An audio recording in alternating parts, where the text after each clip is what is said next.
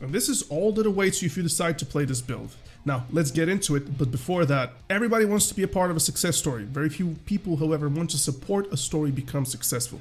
I am making it out of the trenches, but I would much rather you be subscribed as I do so. And with that said, let's get into the build. I'm going to explain to you first and foremost the pros and cons of this build so you get to understand whether or not this really is for you. Pros of this build go very simple. This is a very mana efficient build that does not require that much gear outside of 3 essential pieces for you to execute.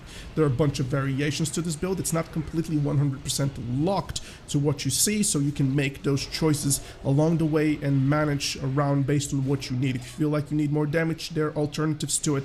One of the very good pros of this build is that it's near to 0 RNG dependent. 50% if not more of your damage is going to come from judgments, which makes this build incredibly potent and not that dependent onto the Seal of Command proc, unlike the two-hand variations of the red PvP builds. Third part is this has more CC than Retribution and is in general a more consistent build and is more tankier as a build. It utilizes PvP gears to its fullest. Therefore, this build is strictly, at least in my very own opinion, a better build than the two-handed Retribution, whether it be with Might of Mental, etc, etc, etc. Now let's get into the items. First and foremost, I don't have the BIS gear for this. Still, I'm gearing up, and as I get to that, we'll be doing a lot of content. So as I said earlier, like, subscribe so you get to see it. I would much rather get you to see this. First, I am using right now Field Marshal's Lamar Headguard. You can use that as well. Don't mind the enchants. Originally, I am a Shokadin by heart. Also, this build can be played with Shokadin, but that's a little bit of a separate guide. The 10 Intellect, although not entirely useless because it gives a little bit of crit, it gives you a little bit more mana sustain, but still, you would like to have the 20 Strength instead. We're using Fanaticism in particular because Fanaticism gives you spell crit to your judgments, and that's the highest and the most important part of this build. It gives you spell crit to your Avenger Shield, it gives you spell crit to your Exorcism, etc, etc, etc. It is simply the rune, which is better than Wrath, because Wrath just pretty much helps only Exorcism for this build, and you don't care about that. You really don't care about Exorcism getting like, what, 10% more crit, roughly, compared to the rest of your spell damage crit build to have all that kit. Use specifically, or rather try and focus on items that give you strength, stamina, and crit, because strength gives you spell damage, although this build here in particular kind of really enjoy spell damage more than physical, so find variations to this and how to use them. For the shoulders, I personally go with the rank 13 red variation. You're going to use Seal Bearer onto the shoulders, which is going to be very important. Seal Bearer allows you to twist your seals for a 6-second duration, which allows your Crusader Strike and Judgment to use them. For the back, this is a little bit of a playstyle choice. Onto the back rune in particular, I go with Righteous Vengeance because this build has tons of Judgments and Crusader Strike crits and Divine Storm crits, and Righteous Vengeance really helps with this. It's the only viable choice from all of this in terms of damage. Some people like to go Divine Light because it's a very efficient cost to heal, healing spell, and it also provides an overshield heal. You get the idea. If this is what you go for, this is perfect. For the chest, we're going to use rank 13 with 100 health. You can also go with 100 health and 15 nature resistance, obviously. It's just too expensive for me to care about that, and I don't care really about the nature resistance. Right now, the meta is not nature resistance damage. It's more arcane and fire. So with that said, you can still get it, but nonetheless. I go personally with Divine Storm because I don't have Consecration in the build. We're going to get into the talents in a bit. Aegis is the defensive option that you can use as well. Now, I don't purposely go with Aegis for one particular reason, which we're going to go, this is my playstyle choice, but let's move onwards to the braces. We're going to use Judgment Bindings. There is nothing to replace this. Judgment Bindings are simply the best. You do need hit for physical and spell hit, so these are simply the best. Smack Stamina on top of them, and use Improved Hammer of Wrath, because Hammer of Wrath Improved is simply the best rune. This is what carries the entire build, actually. Hammer of Wrath is now an instant and no cooldown if it hits a target below 10% health. I couldn't tell you the amount of times I'm just throwing hammers left and right in PvP. Health pools are so big right now that, yeah, if Hammer of Wrath's damage gets the target below 10%, you can just simply recast it, and I've been using this specifically against very chunky targets to kill them. So often enough, you're going to see Hammer of Wrath not be like 20% of the target's health. It's very little, so you can just throw a couple of them, right? Hammer of Wrath is very good, but also, if you're not interested into finishing, you can go with Purifying Power, so your exorcisms are going to be more potent. For your Judgment Gauntlets, you want them Draconic with Agility. The reason for which I'm not getting these with 15 Agility in particular is because, typically speaking, generally speaking, the rank 13, or no, this rank 12. The rank 12 gloves are better because they increase the judgment damage, and it's also 1 crit. And I've been looking to replace my Feldmarshal breastplate with tier 2 judgments, but I've been very unlucky with getting a chest so far. So we'll see in the future how this goes, but nonetheless, you can just play with that. The difference is so minimal. It's basically you're trading 1% crit for a little bit of spell damage and additional judgment damage. It's a little bit of a playstyle thing. You will probably never get to see this. For your belt, of course, we're going to use Sheath of Light, because Sheath of Light is going to give us the spell damage, which is very important for this build. It's what carries this build forward. Judgment Belt is the only belt that you can go for. It is simply a potent belt. Frost resistance as well on it. Can go wrong with it. Martial Lamellar Leggings, of course. Again, go ahead and pick the strength variation for this rune. For the enchants, but the rune is Avenger Shield, because Avenger Shield is obviously CC, hits 3 targets, so it's a lot of damage. You want to have that. Nothing really to say about this. The boots is a little bit, again, of a playstyle choice, whether or not for the boots you want to get Sacred Shield if you want more defensive. If you want to save even more mana for Exorcism, go ahead and do this. This build crits actually quite a lot with Horn of Lordaeron. If you have the Blessings of Might Libram from AQ20, you get also an improved Horn of Lordaeron variation. So go ahead and check that, and understand in Horn of Lordaeron is going to be very, very strong. Now, as I said, pick your poison with this. Whatever you want to get, go ahead and get. We have to talk now about the 3 set piece, and of course we're going to rotate around these before we move into the rest. You want to get Ring of Eternal Justice, Cape of Eternal Justice, and Blade of Eternal Justice. The enchants... wait, I thought I had agility on this. Okay, we're gonna fix that in a bit, but anyways, for your rings, you cannot move away from this set. This is one of the, how can I say, this is the double edge part of this build, and this is what keeps this build away from scaling if you want to go into the full PvP side of things, right? If you want to be full PvP with this build, you're gonna be locked into the Blade of Eternal Justice. Another bad thing about it is that it doesn't give you any stamina.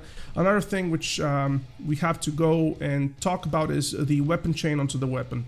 As an enchant. This build is very dependent on Crusader Strikes, on a cooldown spam, and if you get disarmed, you're losing basically what the core build is. You can't have your judgments carry you, unfortunately. Although you have other pieces of spells that you could use, etc, etc. I always play with weapon chain because the amount of times hunters disarm me, warriors disarm me, rogues disarm me, it's just not something I don't want to deal with. For my ring, I used the Blood Cake ring. As I said, this build suffers a little bit onto the stamina side of things because of the 3 sets, so you can also use the Blood Caked Amulet, but I do prefer to have melee hit chance of 7% because of how many people play with the defense specialization. You need to make sure that hits. The Blood Cake Insignia, 2-minute cooldown instead of 5. No brainer, we have to go with this. And the bread and butter of this entire build, Darkmoon Card Torment, because this build has an emphasis upon procs with your Crusader Strike and all of the judgments that we do. Remember, every time we Seal Twist, our judgments proc 2 judgments, our Crusader Strike procs itself and a judgment, our Seal of Righteousness auto attacks with Seal of Command if it procs, which also reverses into Seal of Righteousness. You get the idea. This is a very potent proc build. So Darkmoon Card Torment is a very frequent thing to see occur. This is something that you must go into. What makes this build very good and plentiful on mana is the Libram of Plenty, full pun intended. Crusader Strike to restore an additional 10% of your maximum mana. There is nothing really besides this, and Aegis of the Blood God is a placeholder up until I get rank 14 this week. We are pretty much... I played about basically 1 battleground, or maybe 2 battlegrounds right now, so it's on its way. Let's go back into the character. With that said, you get the entire build, what it's supposed to look like. There are a couple of variations in regards to, you know, switching the judgment pieces for, as I said, the chest, or going into draconic 6 out of 6, but that sacrifices, molten 6 out of 6, but that sacrifices draconic. As I said, I don't want to advertise this to you. So let's go into the talents really quick. This is going to be your retribution tree, what you're going to be using. You want to get Benediction out of a 5. You'll be using expensive seals. Yes, you don't use Seal of Martyrdom at all with this, because simply you are focusing onto spell damage scaling. So when you focus on spell damage scaling, very important to note is that you want spell damage scaling judgments. So with that said, Seal of Command, which also procs tons, its additional damage is proc tons by Torment. You have Hammer of Justice, you have Repentance to use that to your advantage. You get the idea. With that said, you want to use Seal of Righteousness, Seal of Command all the time. Move over to the improved judgment, so you get to the 3-second judgment reduction when you have the draconic set 4 out of 8, which is available for coins. It's nothing too complicated to get.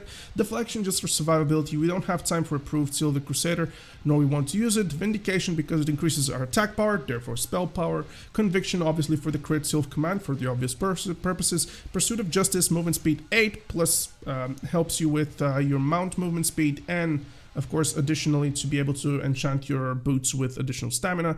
Eye for an Eye, which is absolutely unbelievably bustedly broken with Retribution because it double dips from Vengeance and Sanctity Aura. Eye for an Eye is just simply absolutely insane. I'm going to put a screenshot actually on top right now. I have a screenshot where I 2v1 2 mages, and Eye for an Eye is something like the top of my damage list. It's crazy. Eye for an Eye is insane. Two-handed weapon specialization, you take that because there's nothing else really to take. You can obviously go for improved Blessings of Might, but I take two-handed weapon specialization because often enough you might want to play with a two-hand weapon, and I have a all reliable. You know, there's nothing wrong with taking this. Sanctity Aura obviously, Vengeance obviously, Repentance obviously. Go into the Holy, which is a little bit more interesting here. You take Divine Strength, Strength equals spell power, you get that idea. You take Improved Seal of Righteousness because that buffs Seal of Righteousness damage, right? And also its Judgment. Specifically, this also affects Seal of Martyrdom, but as I said, Seal of Martyrdom just doesn't hit that hard. Unfortunately, your weapon is a 2.9 weapon, it's not a two-hand weapon that hits too hard, you get the idea. Seal of Righteousness is just simply something better to use. Now, with that said, let's go into Protection. Typically, you should play with Redopt here, in case you want to switch to the Rune Aegis. However, I, in particular, often enough find myself playing with a lot of Paladins, and when I play with a lot of Paladins, I just simply play with Devotion Aura, I just switch it while we're on the Blacksmith fight, etc, etc. When I just closely observe my auras, and then I just go for Sanctity or whatever, I switch this. Anyone precision melee hit because people, 5% is not enough, man. People play with 25 defense. 6% misses, 7% sometimes misses, you get the idea.